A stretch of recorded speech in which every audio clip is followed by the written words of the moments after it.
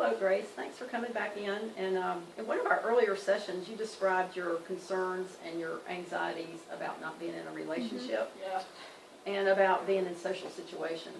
So I'd like for us to talk about that a little bit more, and hopefully we're going to give you some tools to help you feel better about being in social situations and being in relationships. That sounds good. I'd like to discuss a possible way to help you deal with some of your negative thoughts that you've talked about in the past too.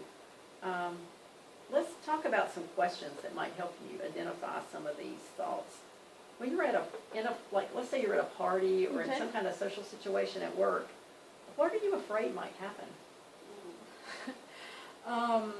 Honestly, that no one will talk to me, that I'll be the person in the corner. Sure. And conversations going on around me, and I'm just standing there. By yourself? By myself, just looking around, not knowing what to do. Right. That's just really uncomfortable. Sure. Well, everybody else seems to be just fine, not having this kind of emotions inside. It's like, okay, yeah, I can go over there and talk, whatever. Okay. So you feel like you just don't know what to say and you don't know what to do, is what you're saying. Okay. Not at all. All right, well, thank you for sharing your thoughts and your feelings. Let's look at this a little bit further and talk about what you're thinking. Here's a worksheet, and it has a big word on it, Cognitive Restructuring Worksheet, but what it really is it's a way for you to start thinking about situations that cause you a lot of anxiety. Okay. And what I'd like for us to do is look at some of the emotions you have and maybe some false beliefs or what we can sometimes call automatic thoughts. Okay. Because when you get in a situation, sometimes you automatically think a particular way and it becomes a habit. True. So we're going to examine this a little bit more in detail. So the situation, thinking about not being married, seems to cause you a lot of anxiety and has a lot of emotion around it. So let's look at this one. What do you think about not being married or not being in a committed relationship? How does that make you feel? Okay, emotion-wise. Yeah, like what are some emotions that you're feeling? Okay, start off with, when I think about, at my age, not being married, the first thing I get is depressed. Okay. I also get anxious and honestly ashamed that I wasn't able to stay in a relationship. Okay, very good. That's exactly what I'm talking about. And so actually here's a list of emotion words that you can look at that will help you if you're having a hard time, because this is the kind of thing I want you to learn how to do. And so we're going to practice this today. So in this particular section of the worksheet, you would just put in the feelings that you just talked about, these emotions. So the next part is you would actually rate your emotions. So in this particular example, if 0 is not at all, and 100 means most of I've ever felt, how would you rate this situation about not being married at this particular point in your life? Oh, that's hard for me in this situation. So honestly, I'd probably say 90. Okay, so we would actually put that on here. Okay. Okay, so we would take each of these emotions, and if you'd say it's 90 because it's causing you a lot of distress right now. Yeah. Okay, very good. Okay, now I want you to think about some of the thoughts or images you have that are associated with this, okay? And we're going to also record those here on the worksheet, okay? Right. And so these are like automatic thoughts, or sometimes we call them unrealistic or irrational beliefs. Okay. So start thinking about it in that. So what are some of those that you might have in this situation? Listen here. I'm thinking that if I'm not in a relationship, I'm not dating anyone, with no hopes of meeting anybody, or getting married again, then I'm a loser. Evidently, no man wants to be with me. So what are you telling yourself about this particular situation? I must be undesirable to men my age, or even that if I never find a man who wants to be with me, that's just not going to happen. Okay. All right. Thank you. That's a good start. So I would like for you to start recording these kinds of things on this piece of paper, okay?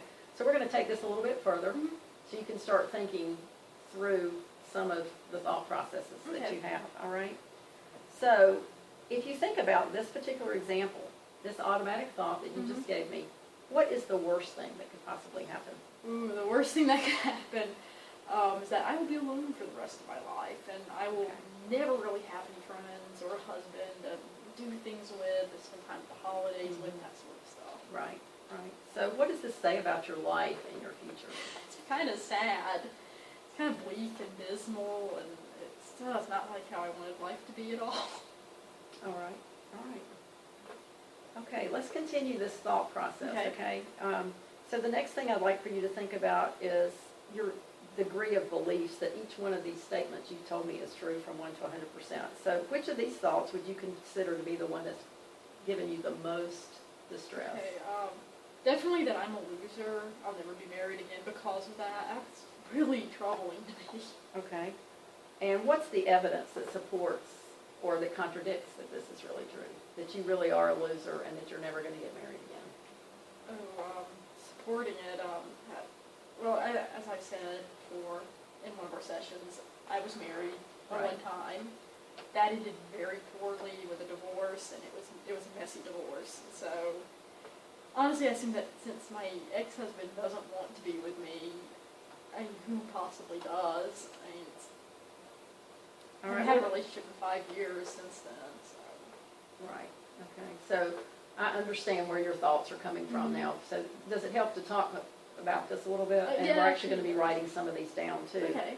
So we're going to take some time now to evaluate this thought process and the beliefs that you may have surrounding it. Like I keep hearing you say that you're a loser. Yeah. So we're going to write this on the worksheet. Okay. And we're actually going to try to dispute this a little bit, okay? So,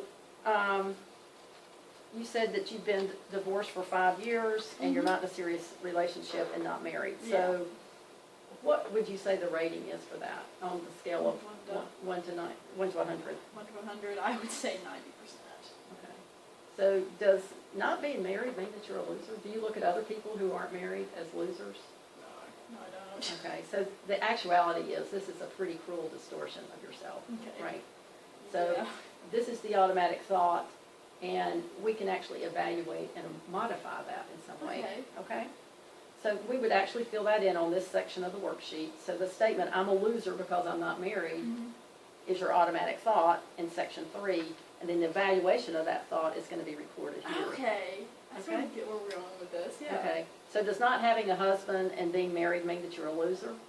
No. No, it Right, you doesn't. told me yourself it isn't. So that is a cruel distortion to call yourself that, Okay. okay? So let's take another look at this. It may be true that you'll never be married. Okay. So what can you do about this? Well, I'll start for you. One thing you could do is you could start working whenever you have these negative thoughts about yourself. You could turn that around and say, no, I'm really a great person, and I've done lots of great things. I have a good relationship with my daughter, etc. Could you think of another possible modification of your thoughts or something positive you could put here? I think number one, to start thinking more positively about myself, like you said. Also, go to events that other single adults are at. Right, very good. Talk to people there. Also think more about the positive aspects of my life.